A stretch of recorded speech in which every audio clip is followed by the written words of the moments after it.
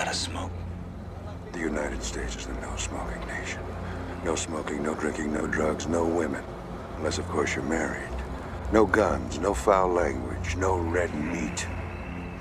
Land of the free, land of the free. America will soon owe more money than the entire American economy produces in a year. And that debt is only getting bigger. It's well into the trillions. Paul Strand explains just how large that number really is. The American government is borrowing and spending so many dollars so fast, the federal debt is getting to be almost unbelievable. If a child is born today, he's essentially born $200,000 in debt just for these federal obligations. Economist Phil Kerpen says what Washington has done is so bad. If the federal government were a bank, it would have been nationalized by now because the debt is just completely out of control, completely unmanageable. The official deficit is $11.6 trillion, not billion, but trillion. And that's just the tip of the iceberg. It's also these huge, huge unfunded obligations that we have in the entitlement program. Social Security is now over $15 trillion in unfunded liability. Medicare is over $36 trillion in unfunded liability. The term trillion is getting thrown around so frequently now, we're losing the sense of just how gargantuan it is. But you'd have to have been spending $1,000 a minute since Jesus was born to have spent $1 trillion by now. Benjamin Franklin, who probably was the most optimistic man of the 18th century, says, if we can create a government that will last 10 years, we will have done our duty. Everything they'd ever studied about republics, which is what they were creating, was that they all failed. They all became tyrannies. They assumed whatever they did, it would decay very quickly. And yet they decided to do something anyway. Better 10 years than no years at all. They were pessimists about human nature. They all believed that power corrupted everybody.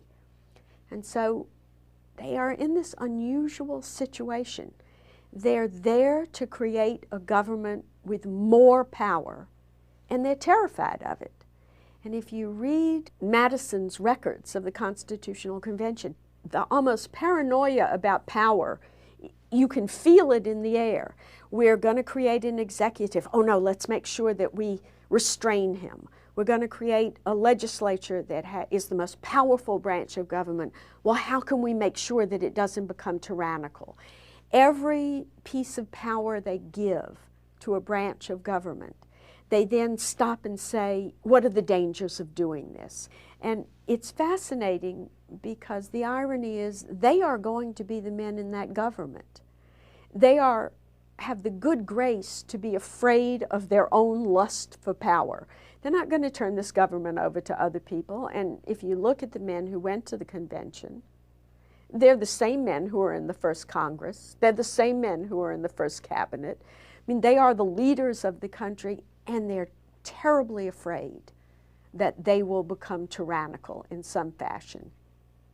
As they meet in Philadelphia, they're surrounded by this haunting fear of power. And yet they spend 4 months creating a government that is more empowered than the one they're replacing. But in fact, they fought and argued over virtually everything because what they gave with one hand, they wanted to take back with the other hand.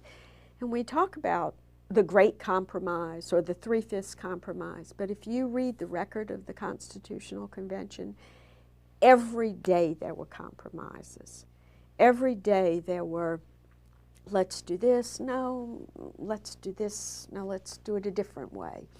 And the big issues for them were power, how to restrain it. And the second ironic big issue for them was they were taking the power away from their own states, and they represented the states. Land of the free.